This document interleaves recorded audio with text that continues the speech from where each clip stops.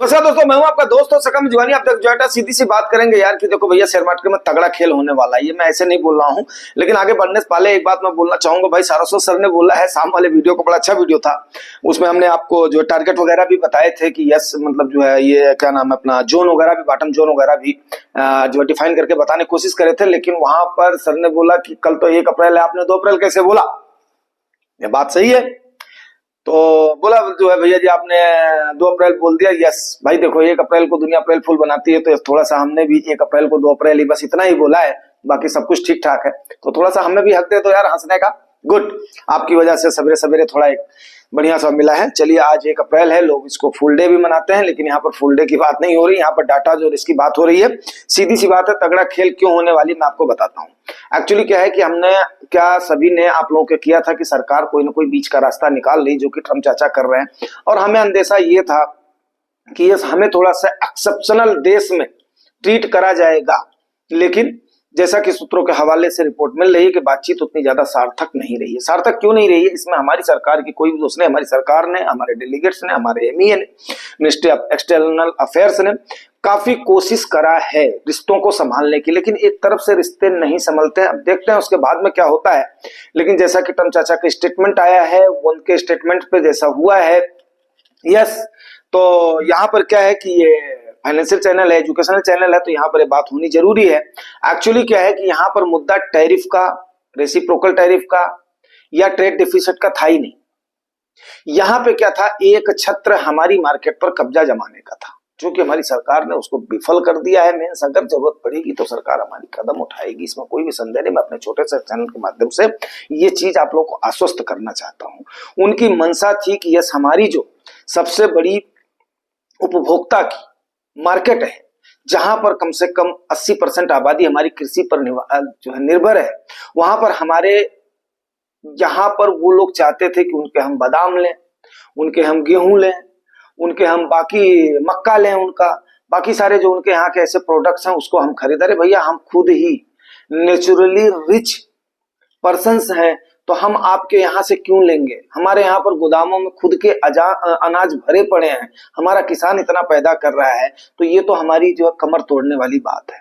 बाकी जगहों पर भी उन्होंने काफी सारा चाहा है कि यस, ट्रेड डिफिसिट के बदले में तुम हमारे यहाँ से सामान लो, और जगहों पर भी उन्होंने बोला है ये चीजें लो, वो चीजें लो। लेकिन अमेरिका के साथ में ट्रेड करने का सबसे बड़ा क्या है कि देखो पाकिस्तान का क्या हाल हुआ है, इस पर वो देना नहीं चाहते हैं, टेक्नोलॉजी को शेयर नहीं करना चाहते हैं, हमारे यहाँ पर प्रोडक्शन करना नहीं चाहते हैं, बस अपना कचरा जो है थोपना चाहते हैं, जो मेरी समझ है। क्योंकि मैं आपको बताता हूं, जब हमारे यहाँ पर गेहूं बोया जाता था, तो मैं यूपी का हूं, तो गेहूं की बहुत बड़ी, उस समय गन्ना कम होता था, गेहूं और धान की पैदावार बहुत ज्यादा होती थी।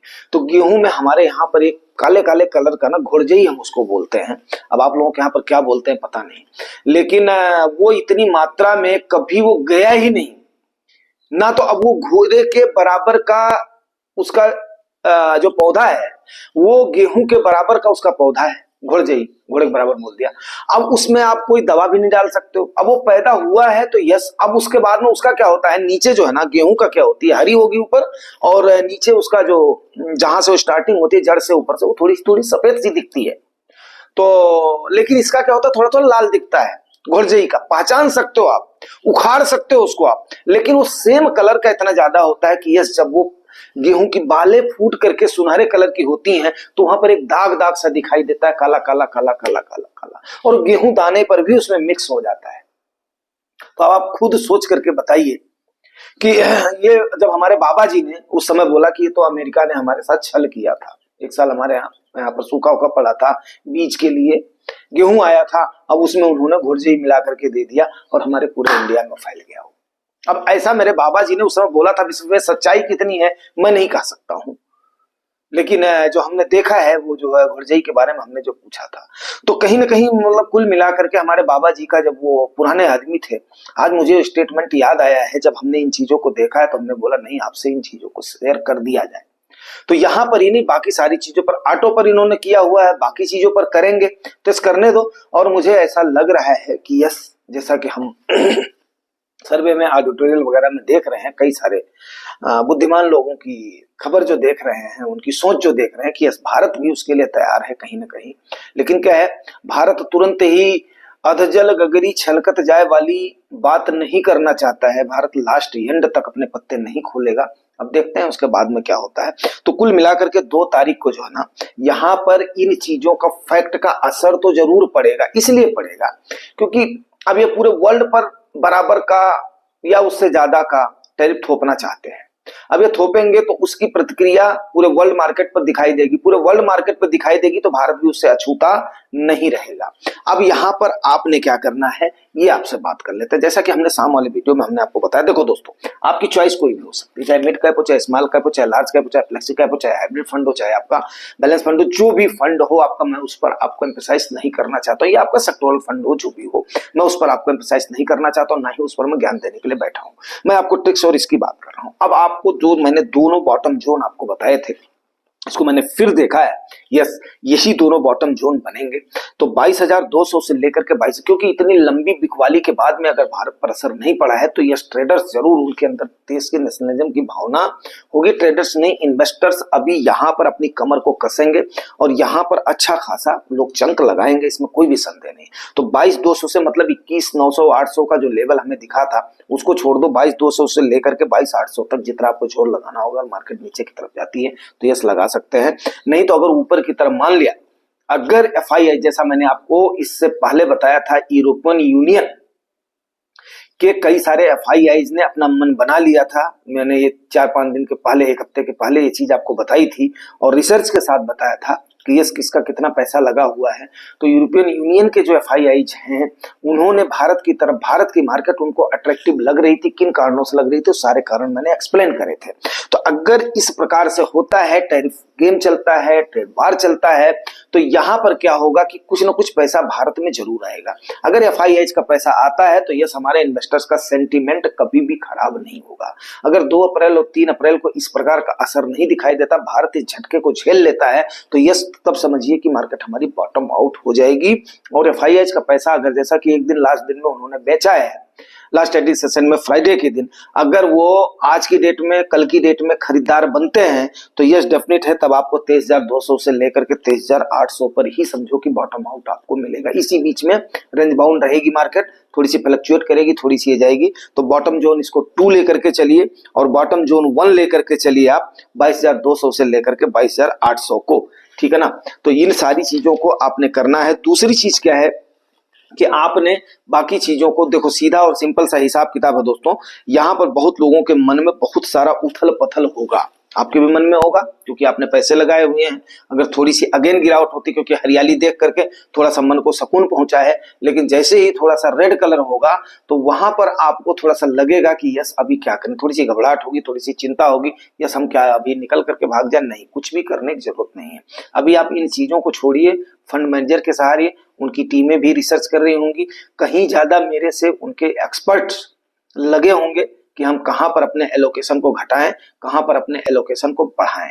तो आपको उनके ऊपर भी भरोसा करना है। और यस उसके बाद में डाइवर्सिफिकेशन आपका बहुत जरूरी है। ये बात मैं बार बार बोल रहा हूं। देखो कई सारे लोग आपको ये चीज बोलेंगे कि ये खाली बस एक टाइप का आपको दिग्भ्रमित करने का है कि ये लार्ज कैप मत लो, लार्ज एंड मिड कैप मत लो, या फ्लेक्सी कैप मत लो, सारा सारा स्मॉल कैप में जाओ, सारा सारा मिड कैप में जाओ।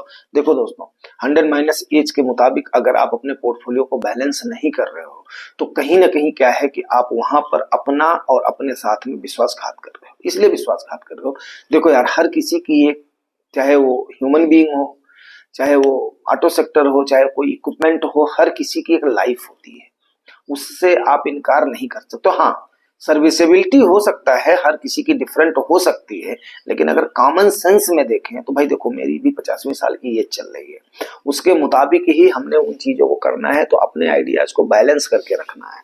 अब 20 साल का लड़का जितना काम कर सकता है, जितना इफेक्टिवली उसका हर चीज परफॉर्म कर सकता है, शायद 50 साल वाले का उतना नहीं कर सकता। अगर दोनों सेम स्वास्थ्य लाभ कर रहे हैं तो सीधा और सिंपल सा हिसाब किताब है कि भाई देखो, एज फैक्टर हमेशा आदमी का मायने रखता है।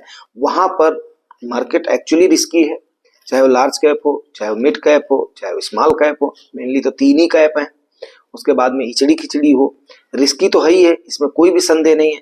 अब आप टोटली अगर रिस्क ले लोगे तो मैं तो भैया देखो हेज के मुताबिक ही इक्विटी में ही जाने की सलाह देता हूं।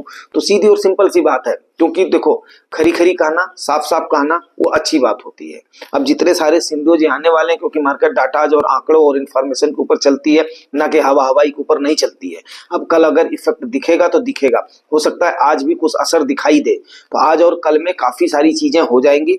बाकी रिजल्ट्स वगैरह तो ठीक ठाक ही आएंगे। ऑटो सेक्टर का थोड़ा सा डाउन आएगा बिकॉज क्योंकि ये वो नहीं था, कोई त्योहारी सीजन वगैरह नहीं था, लेकिन कुल मिलाकर के बाकी जगहों का ठीक ठाक रिजल्ट आने की संभावना है। और जीडीपी भी हमारी ठीक आने की संभावना है, महंगाई का आंकड़ा भी हमारे कम आने की संभावना है। ये सारी चीजें हमारी हो रही हैं। एफआईआई ने एक हफ्ते 8 दिन से अच्छी खासी खरीदारी करी है, वो भी आप लोगों ने देखा है। तो लेकिन क्या है, अब ये एफआईआई का अभी कैसा रुख होता है, हालांकि ये यूरोपियन यूनियन वाली ही एफआईआई है, ये तो श्योर है, ठीक है ना। तो अब उसके बाद में देखते हैं, अगर ये हमारी भारत की तरफ इनका रुख पॉजिटिव रहा है, सकारात्मक रहा है, तो इस मार्केट पे हमारे उतना ज्यादा असर नहीं पड़ेगा। और सरकार हमारी ऐसे आंख मूंद करके नहीं मान लेगी उन चीजों को। क्यों, सरकार को गद्दी पर भी बैठना है, सरकार को वोट भी लेना है। सरकार अगर किसान, वैसे ही किसानों का दुनिया भर का आंदोलन चल रहा है, अगर कहीं ये सारी चीजें हो गई तो सरकार को भी देना है। तो सरकार बहुत सोच समझ करके लेगी। हालांकि कोई पॉलिटिकल मंच नहीं है, तो यहाँ पर मैं पॉलिटिकल बात नहीं करना चाहता हूँ। फाइनेंशियल एजुकेशन का बात है, आपको जो है लिटरेसी आपकी बढ़ाना, वही हमारा मकसद है। और आपके मन से डर को निकालना, वो हमारा मकसद है। क्योंकि यहाँ पर और ऊपर से आपके साथ छल ना हो पाए, आपकी जेब से कोई पैसा लेकर के भाग ना पाए, वो बताना मेरा मकसद है। तो इसी वजह से हमने जो है टॉक्स को किया हुआ है कि ताकि एक ये सामाजिक काम भी हो जाएगा, एक ये लोगों की भलाई का भी काम हो जाएगा। बाकी तो क्या है, बाकी कोई ऐसी बात है नहीं। अब देखते हैं उसके बाद में, कल का इंतजार हमें भी है, बेसब्री से इंतजार है। क्योंकि आप लोगों को पता है मेरे पास तो एक आईटी भी है, तो यस, और बाकी भी कुछ फंड्स ऐसे हैं जिनमें आईटी का एलोकेशन है, फाइनेंशियल सेक्टर का एलोकेशन है। तो यस, उसके बिना में तो कोई फंड पूरा ही नहीं होता है।